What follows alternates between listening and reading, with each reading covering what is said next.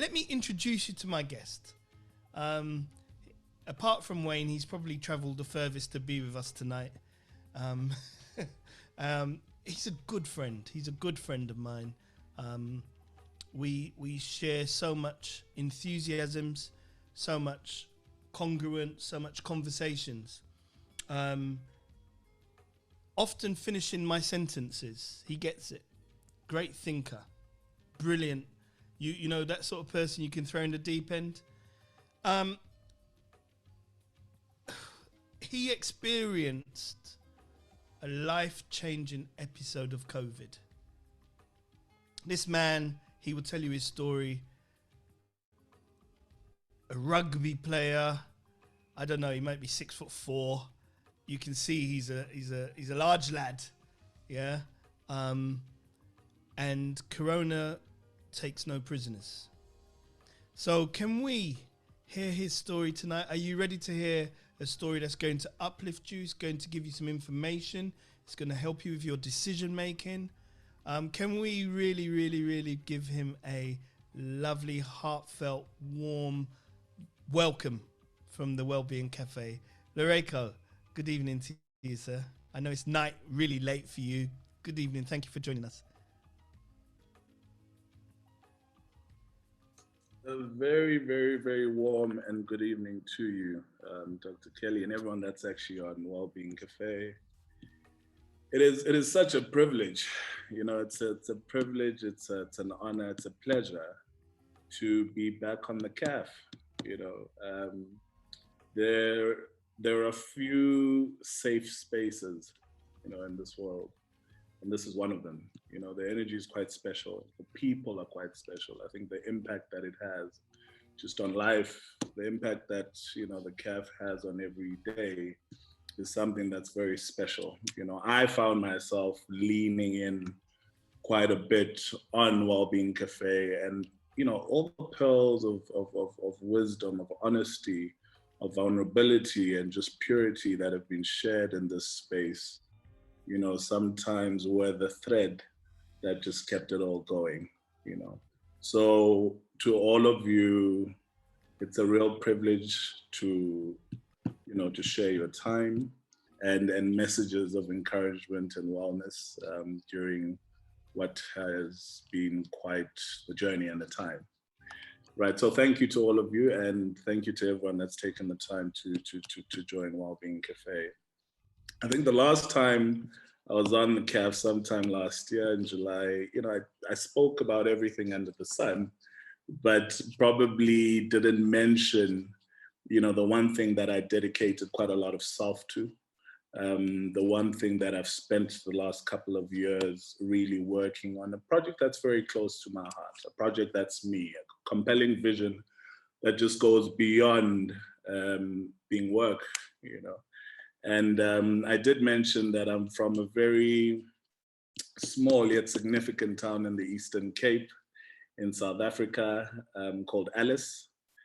Alice is an educational town, think Cambridge, think Boston, where it's anchored by a university, as well as a number of other institutions that were quite critical to the history of South Africa and our journey thus far. So it's the only institution was the University of Voltaire that would allow people of color to study further, you know, during the apartheid years. So if you were Black, if you were colored, whatever it was, you weren't allowed to go to all the institutions in South Africa, but the University of Voltaire would open its doors. So it boasts one of the finest alumni, including the late President Nelson Mandela, late President Robert Mugabe, Kenneth Kaunda, across the continent, not just South Africa. So that's the town I fondly have memories of and where I grew up. And fast forward to a few years later, I find a space on Alice Lane, Sandton, South Africa. And it just takes me home, man. I'm thinking, you know, Alice Lane, I'm from Alice. This is exactly where I should be. And that basically created what many people call a restaurant. in that space that I fondly named Edikeni. And Edikeni is basically Alice in isiXhosa, a local language. And it means valley, a place where you find water, quench, and that's how the town is actually situated. So Edikeni, categorized as a kitchen bar lounge, is more than a restaurant, right? It's a space of resistance. It's a space that celebrates identity. It's a space that says we can show up as ourselves. We often find ourselves in various corporations, various institutions that do not allow us to show up as ourselves. We often forced to conform, but on the richest square mile in Africa, we've named it Edikeni, in saying this is home, this is where you can freely come as who you are and celebrate yourself as a movement to say our authenticity counts for something. So quite a lot of time went into developing this calling, really. Before even launching in 2020, there was quite a bit of a build-up. And I share this because, some of the leadership pillars that I found myself leaning on within the business context were quite relevant when I found myself in hospital. And it also just gives a bit of background as to how, one gets to that point where they deplete themselves and absolutely exhaust themselves to a point where your immune system cannot even back you up and various things can come in. So March 2020, after a 2-year build-up, 3-year build-up, we're about to launch the space. And without anyone anticipating it, without anyone having seen it, Corona hits. Lockdown immediately. And what seemed like a journey, a dream, a vision, literally goes up in flames. Many people could see it in that manner, but not necessarily. A captured audience of 3,000 people that would come to Alice Lane for work are now working from home. That's the market disappears. Access to funds become a challenge because the entire economy is under strain, and access to kind of adequate human capital as well was quite a challenge. So in those scenarios, as we all know, restaurants, hospitality, and all those spaces were probably some of the hardest hit industries by COVID. But, the show must go on. It always gets to a point in saying the show must go on. However, in leaning on those pillars, it's a case of, first and foremost, the management of meaning. Right? What is my compelling vision? Why is it? What is my why? Why am I doing this? Right? Was it a restaurant that I'm just setting up so that everyone can come, we can get a bit of market share and life goes on? Or is it something deeper?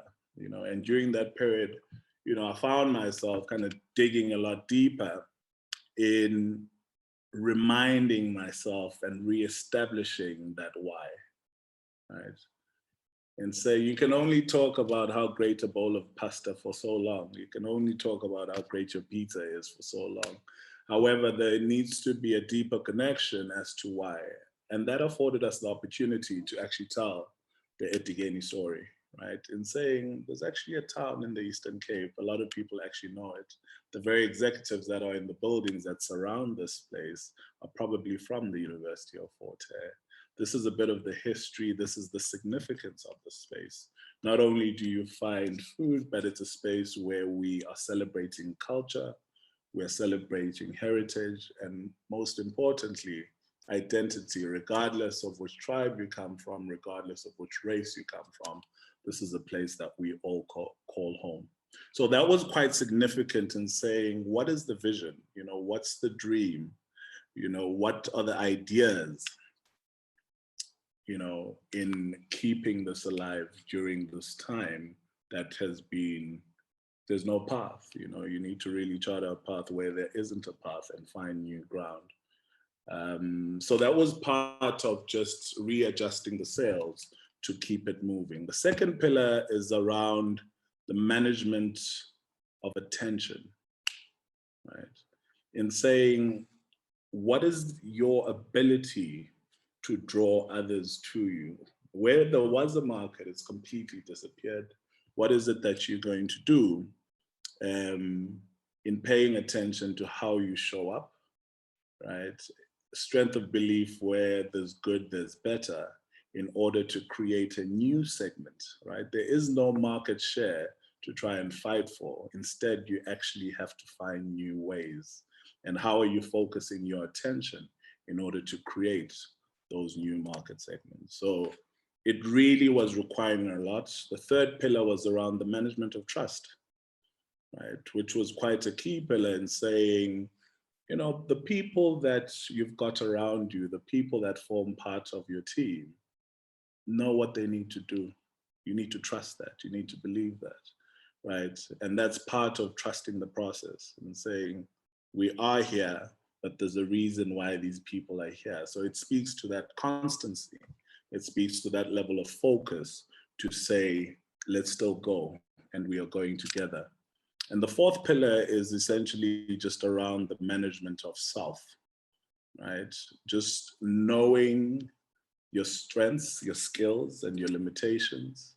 The importance of being present, mindfulness, in order to be self-aware, in order to self-manage, in order to self-improve, right? So those were kind of the key pillars from a business context that kind of kept the cogs moving in saying what's of importance, how do we keep on navigating, how do we stay creative, how do we keep everyone motivated,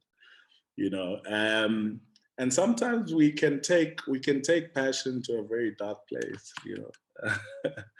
especially when it doesn't feel like work, especially when it's survival, especially when it's a case of so much has gone into this. I need to keep on going. I need to keep on pushing. And people don't, it's not necessarily overt, it's not explicit. You don't see that grind and that gnawing away and just how far you push yourself.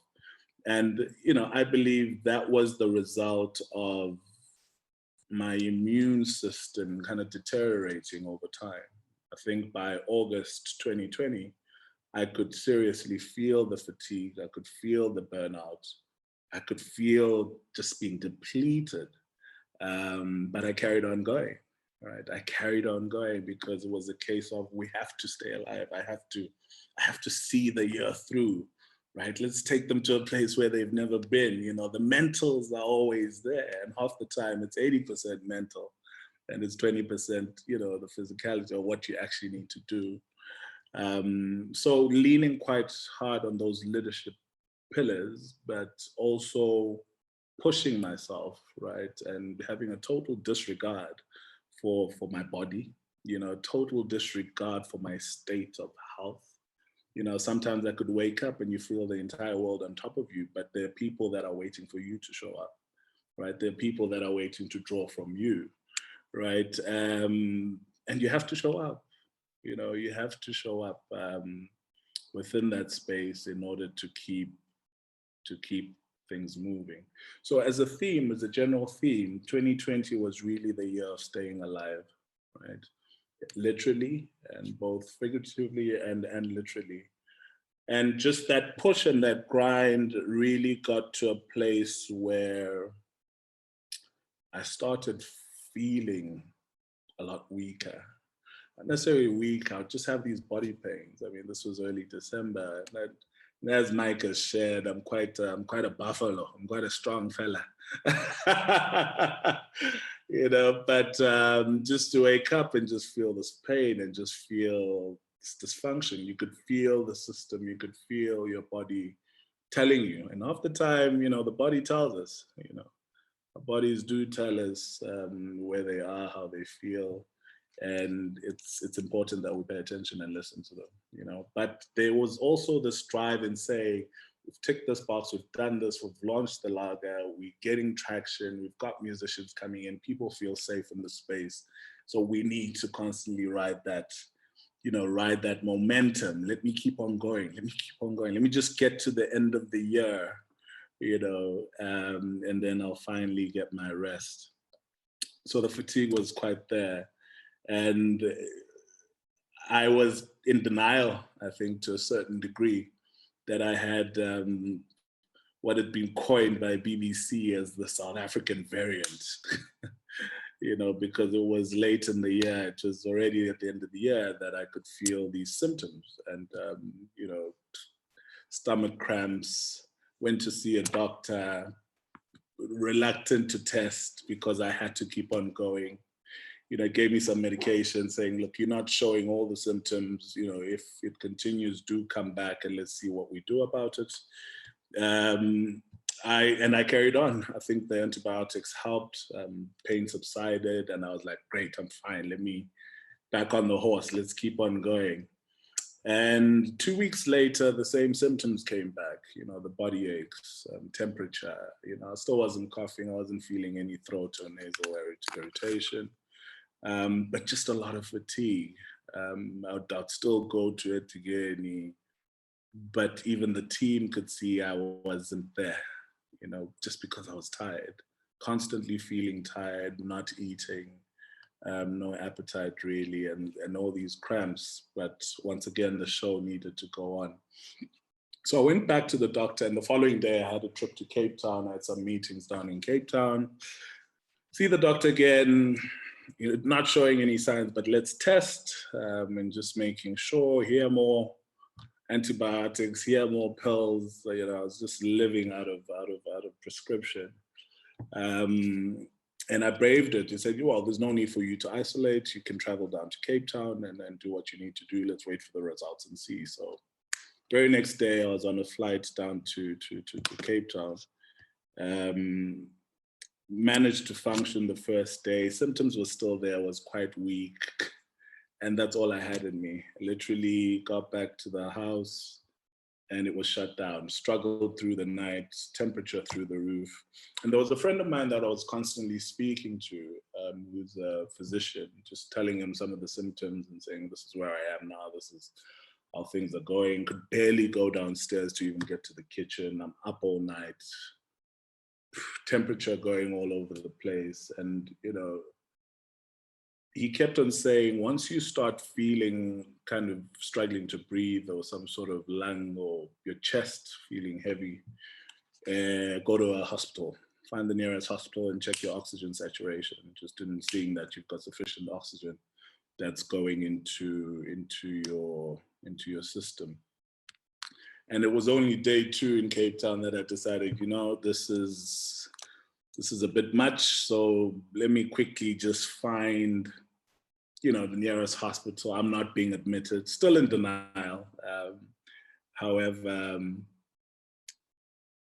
I just need to check this oxygen because I need to be fine. And as I was about to leave the house, the results came in saying that you are, COVID positive, right? And it's amazing that I still believe that it is more mind over matter more than anything. There is a bit of a shift as soon as those results come in. Something in your mind just changes, right? And starts focusing on other things as to, oh my, what does this mean? What does it come with? By the time I got to hospital, there's a hospital that's close to the V&A waterfront. I'm still of the belief that I'm not being admitted, so I literally just, put on some flip-flops that I just I need an oximeter just to check my oxygen, and then I'm back home, enjoying some jazz at a good piano. But I get to this hospital, I hadn't even been to this hospital. Generally, I don't fall ill. I don't even recall the last time I was in hospital. And it was so busy. I think it was news, the closest hospital to V&A is a public hospital, right? But like I'm saying, in my mind, I'm just going to literally just check for oxygen, and then I'm back in the house. Only to get there, and just the treatment alone from the frontline workers. The first question they asked me, are you sure you want to go in there? Because that's where COVID is. You go in there, you're going to die. You don't look like you should be here, whatever that means. And I'm just saying, listen, I just need to check the oxygen. My body's weak, I'm struggling. Is there an oximeter that I can find? And it was quite sad in that it just really showed, the disparity in just, living and seeing real life, that South Africa really does have one of the highest Gini coefficients in the world, because that's sometimes the difference between life and death, that extra care, that extra attention to detail, and actually moving with a sense of urgency and care, and there's psychology behind it as well, in making sure that the patient, and they're going on about, there are people that have been waiting for beds for up to 3 days here. It was at that point that I was like, you know what, this is, if I carry on with this conversation, I might drop. So I literally left and just went down the road to Christian Barnard, completely different experience. In 15 minutes, I was on a drip, I was on a bed, I was on oxygen, and various tests were being conducted. Being a Netcare hospital, they had all my details. I think the one part that I do kind of, which stuck out, having not been in hospital for a while, they would say, we've got all your details here, so this is who we have down as your next of kin. I was like, if you want me to die, that's the person you call, but it just goes to show half the time we don't really pay attention to to that support structure, in just ensuring that key things are in place. I mean, we always operate in an invincible mindset, not even thinking that you find yourself in that situation. I didn't even know, why isn't a family member on there? So it was quite interesting. So spend some time in there. Psychologically, you're still going through all these things. So we cannot let you go. We need to admit you. One of the most chilling moments, I think, was around 11:15. I was being taken up to the ward.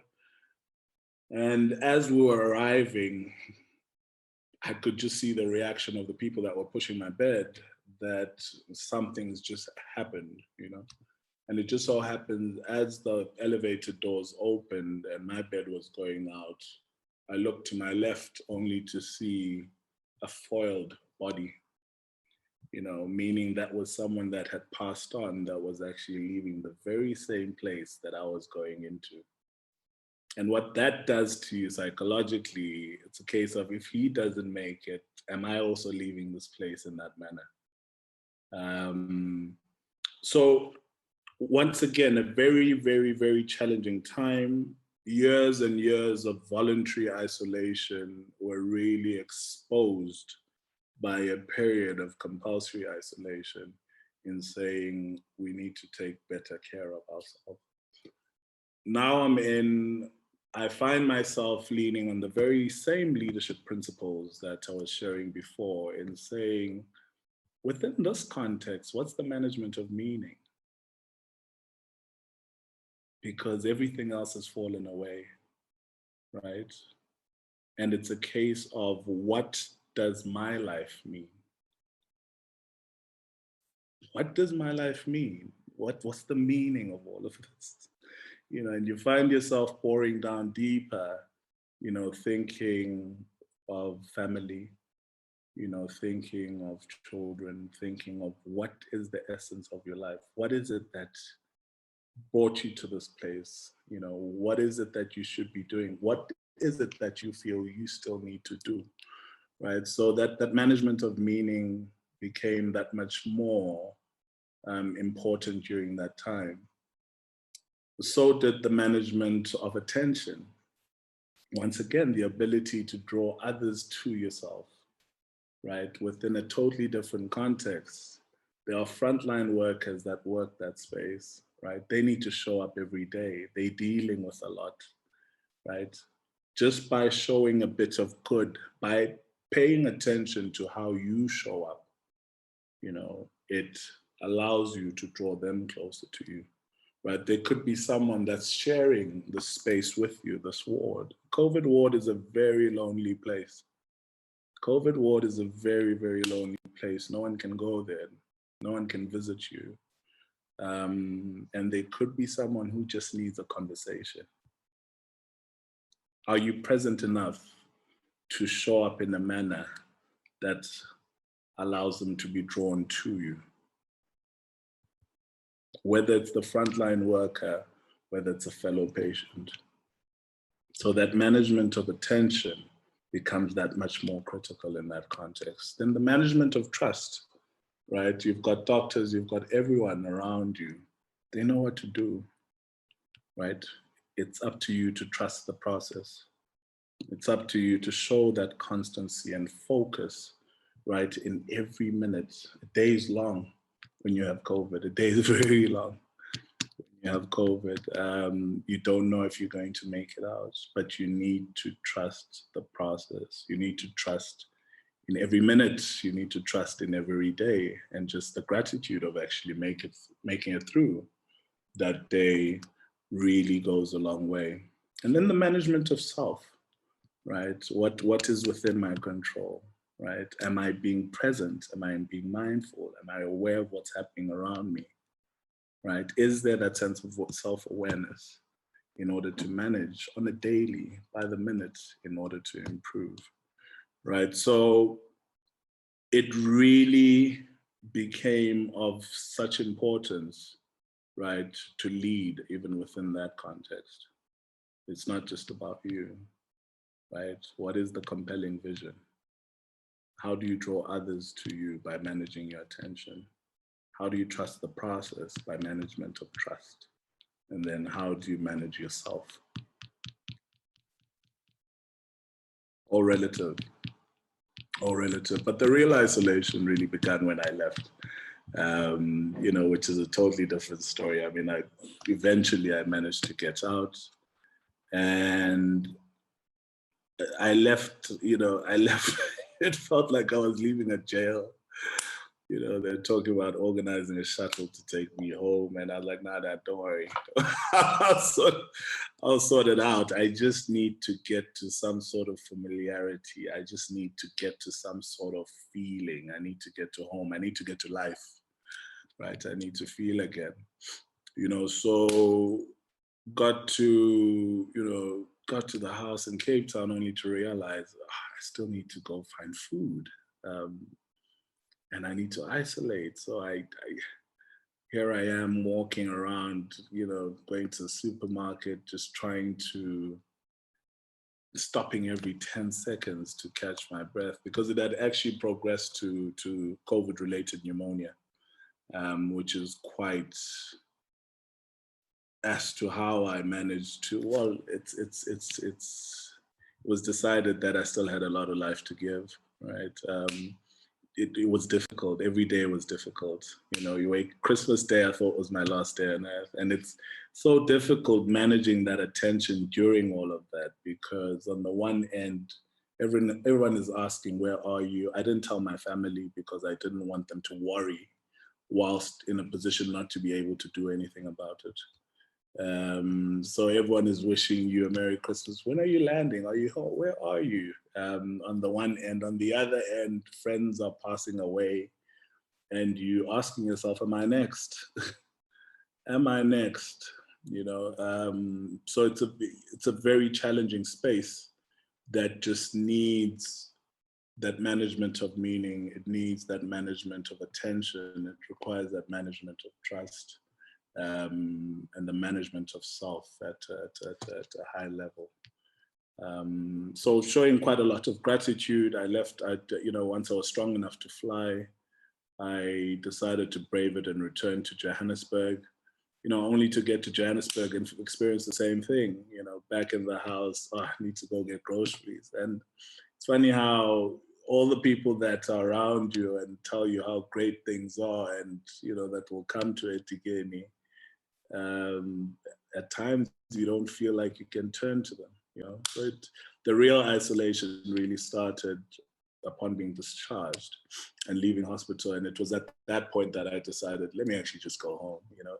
Let's go reset the button and just find a bit of peace of mind, find love, find safety, and just regather again. And it takes time, not only just to recover physically, but the time that it takes to realign those thoughts once again and just reacclimatize and reestablish yourself back into what is, not necessarily what was, which requires a few tweaks and a few changes in order to live better, whether was good. Wow. Wow. I'll actually Wow. pause there. Lereko, thank you.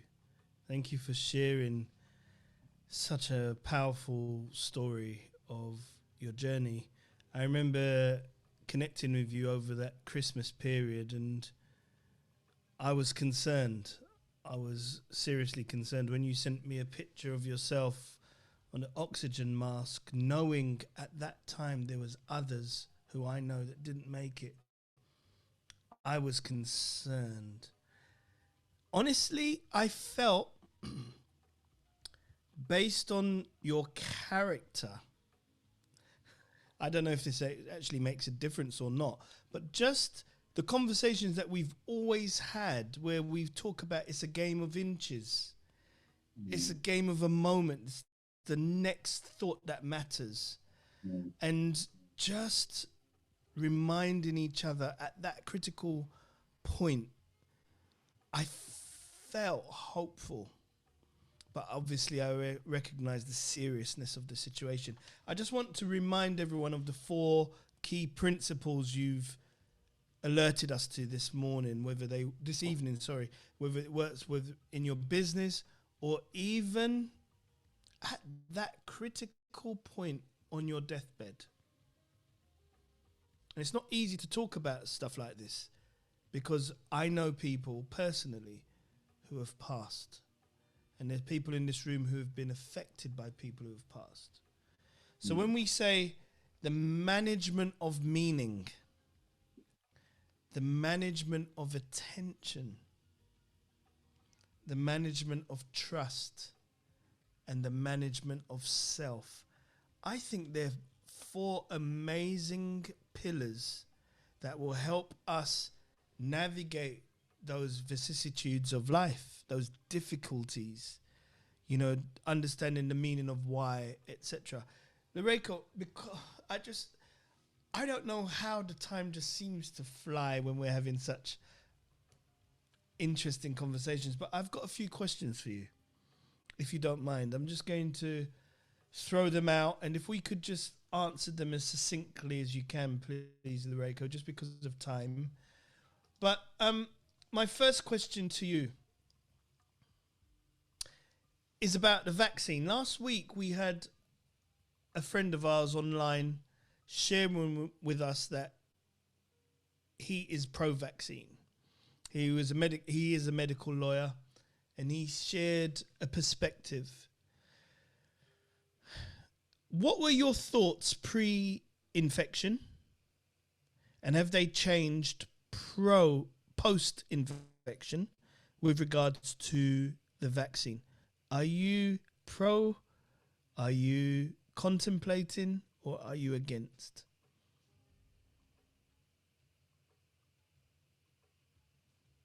I'm just trying to unmute. Yes, Oh, there we go. We can hear you.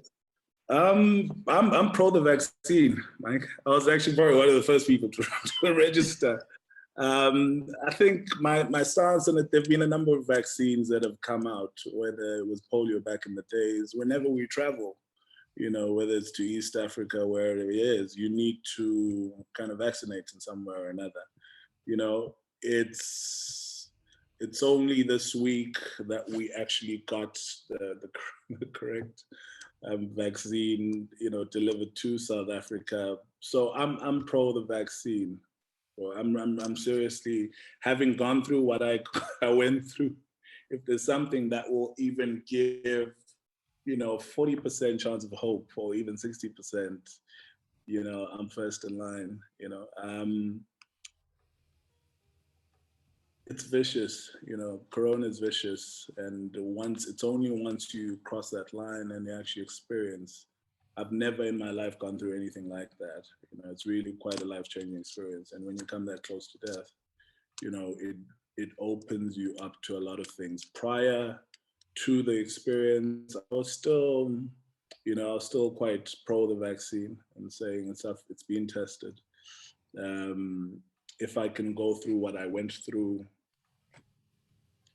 I'll take my chances with the vaccine. Right. Okay. Yeah. No, that's very interesting. And I spoke with Councillor Patrick yesterday about the same matter, and I know many people are absolutely contemplating and considering it seriously and are waiting to be invited to take it. From what I understand, South Africa's got the Johnson and Johnson's vaccine, right? Correct. Yeah, Correct. which is one that we haven't got here yet. We've got the Pfizer, the Moderna, and the AstraZeneca. So very interesting, because apparently the Johnson and Johnson one deals with that South African strain quite well. So that's fascinating. Just one more question, and I'm going to try and sneak in a few more questions to you from the room. We have literally just pushed it, but it was important to hear your story, to hear it. Larry, tell me about your current state of mind, your well-being. How are you now, post such a traumatic episode in your life? How are you doing? How are you feeling? Mike, I'm grateful to be alive. I think I'm just operating from a place of gratitude, and just quite deliberate, and intentional with everything that I do. Right, no time is wasted on things that I don't necessarily want to do. I think I've always lived in that manner. Just quite decisive, just even who I have around me. Right. Very intentional about creating space, right? I still maintain that space is probably one of the most underrated concepts for life, for growth, for restoration. And it's critical to, as present as we are, to also be aware of just what we do to ourselves. So I'm just operating from a place of gratitude, Mike, and really just being intentional. Once again, leaning back on those guiding principles and saying what, even on a daily, even on a weekly, what's the meaning of it all? Yes. What's it all about? What's it all about? And just paying more attention to how I show up. Yes. Right. Yes. The importance of how you show up. And the rest, trust the process with the rest, you know what I mean? And saying the rest will fall into place. I mean, there are a lot of people that are stressing about a lot of things, security, the economy, this, that, and the other. And we can only focus on what we have within our control. And that, that's self, that's the attention, that's the meaning and the trust. And the powerful thing there is, Lereko, is there was a point when you didn't even have control of your own breath. 100%. Yeah. Right. As soon as I'd go off those machines, right. I'd be gasping for air. And, there were times where I wouldn't even make it to a minute with, because it was that intense, just the shallowness of the capacity of your lungs. And I think, as you know, Mike, I've always been a very deliberate person, very decisive person. If I don't choose to live my life in a particular way, I won't do it. Right. Yeah. I show up for things that resonate with me, with who I am, and just a greater purpose. Yes. In life, in just ensuring that, my connections are pure, man, and my love is real. We can live that, because if it all comes from a place of good, then there's better for us all. Larry, a couple of things. You often quote a saying, which I love. You talk about purity and love, right? And consciousness. Could you give me that statement, please, just for the room tonight?